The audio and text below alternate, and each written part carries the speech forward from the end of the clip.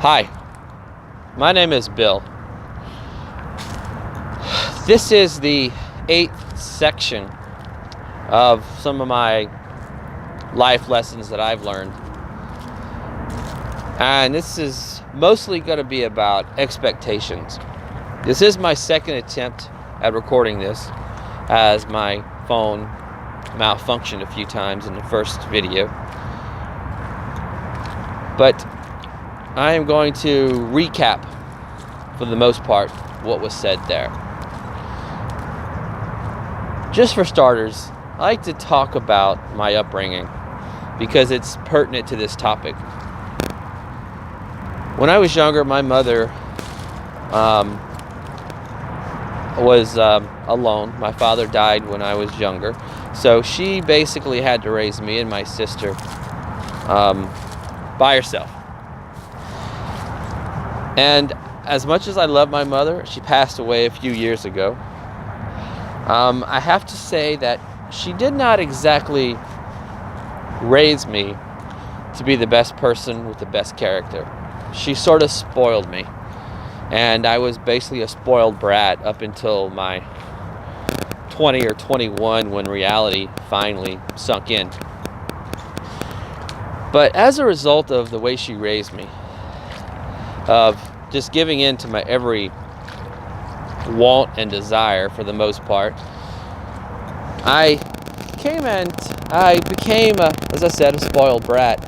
And my expectations of the world were very, very wishful. When I was younger, every time I wanted something, I would earlier cry or moan. Later, I would just whine a lot, and my mother would give in and give me everything I wanted, whether it be food at a certain restaurant, whether it be,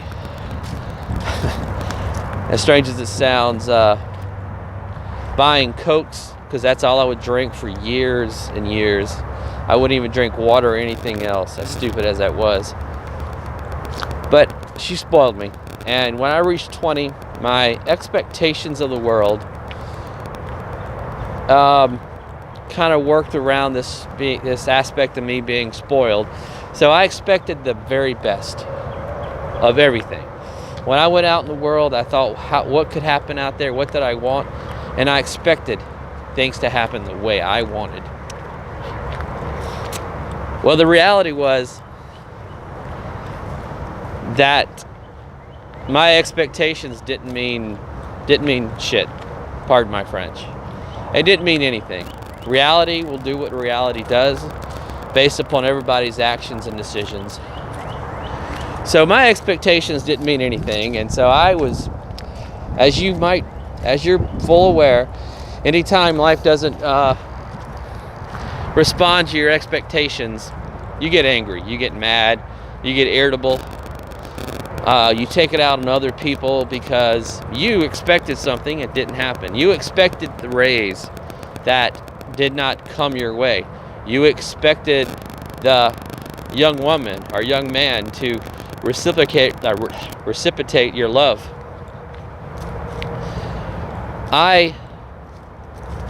For my part, it mostly involved just expecting things from work and expecting things from friends and girlfriends. And, well, they never really happened. Occasionally, they would happen. But I went through a long process of processing what was wrong. Ultimately, I came to the conclusion it was me. I think that was tied to something I read about Buddhism, about if there's ever something that goes wrong, instead of blaming others, it's best to look at yourself and ask if you're at fault. I don't know if that really kicked in, but after going through a few years of bad expectations, or bad responses from these expectations, I think I held it to be true. Now, that was just me. I was raised that way. And I think we all know that every day, even now, we all wake up and we have these certain expectations in regards to how our life should should unfold, or how our job career, our professional career will evolve and develop, or basically even how our family should respond or not respond to our needs. We say, oh, my argument's reasonable, therefore they should do this, but they don't. So we all know that we get angry, we get upset, we yell, we scream, and we take it out on others. Every now and then in traffic, it happens to me, and I see it after the fact, and I'm kind of kicking myself for it, but it still happens. Now, all that being said, I think we all agree that our expectations kind of lead to certain negative emotions about reality. Things don't happen our way, we get mad. We expect things a certain way, we don't get it, we get mad, we get angry, we get irritable. Well, this little lesson, let's call it, is primarily about my journey through stages of these expectations. As I mentioned, because of the way I was raised, I began to expect the best of things in my life. By the time I was 20, 22, 23, I sort of learned the hard way, that's not going to happen. That's not real. So my first stage I went through was expecting the best. And we all know that doesn't always happen. Well, I did figure through a few trial and errors, maybe if I expected the worst, that I would be prepared for whatever the worst is. And if it happened, I would be justified in saying I knew and prepared for it. And if the worst didn't happen, well, guess what? Something better happened, and that would be better too. So it's a win-win. And I tried this. For the most part, it worked. Except when it didn't. And even though I expected the worst, my reality was sometimes something far worse happened than the worst that I planned for. And that was shattering, because if I expected one bad thing and something even worse happened, oh man, my whole world was broken up for a little while. I don't know what to say about that. It wasn't nice. Over the years, up until about me being 25 or 26, I tried this approach. And I will say, for the most part, it worked for me. But I also found that all of these negative expectations that I was having, that I had, more likely than not came true. And it was like a dark prophecy for me. I would expect a certain thing to happen, certain bad thing to happen, and lo and behold, it happened. And someone mentioned to me, and I didn't really take it seriously at first until these bad things continued to happen, that I was somehow manifesting them just by expecting them and planning for them. I was acting and moving toward the end goal of these bad things happening.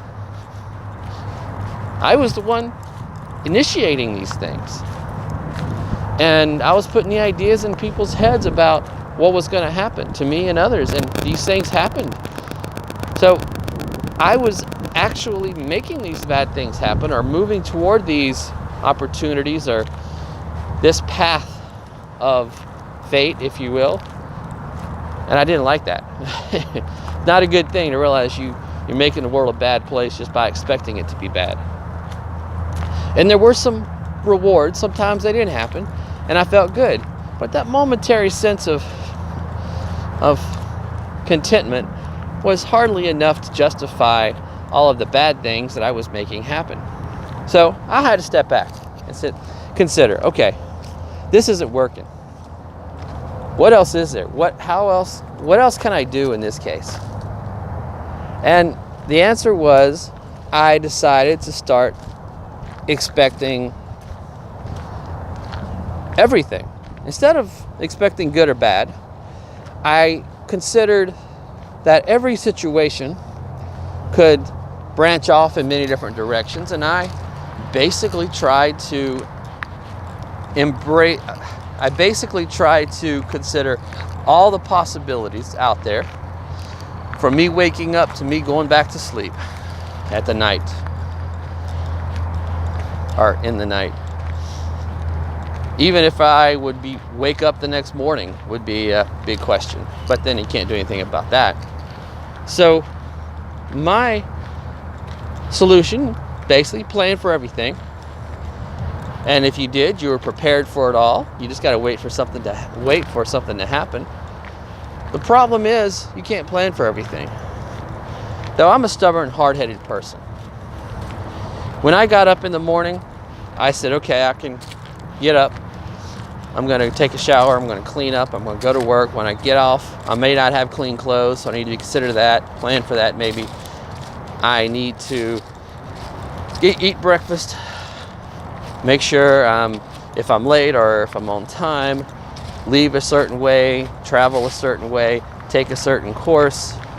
And as a result, I had to look at all the possibilities. While driving to work, somebody could hit me. Oh, that's easy. I got that processed.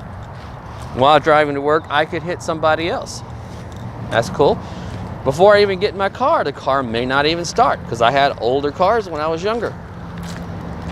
All of these factors were considered when I was going about my life. When I got to work, I considered the possibility of it being a good day or a slow day or a fast day or a bad day, and I would deal with it in kind. So I would plan for all this. If this happened, I would do this. If this happened, I would do that. Well, that was a solid idea. Only problem is, things still happen I didn't plan for. There are things that took place that I could not possibly plan for. I would go to work expecting to do this job, this job, this job, and this job. But in reality, I had to do this job and this job and this job because this person wasn't at work. Well, I would slowly adjust to all this, plan for all these other things, but you can't plan for everything. As much as I would like to think I couldn't plan for everything. And therefore, this strategy became more and more flawed. And it was, well, making me angry again. I was making decisions and doing things, and, well, it just didn't work. So I tried this again. I'm stubborn and hard-headed. Hopefully not as much now as I used to be. But I did try really hard to make that work. And I tried for almost 10 years to make that work.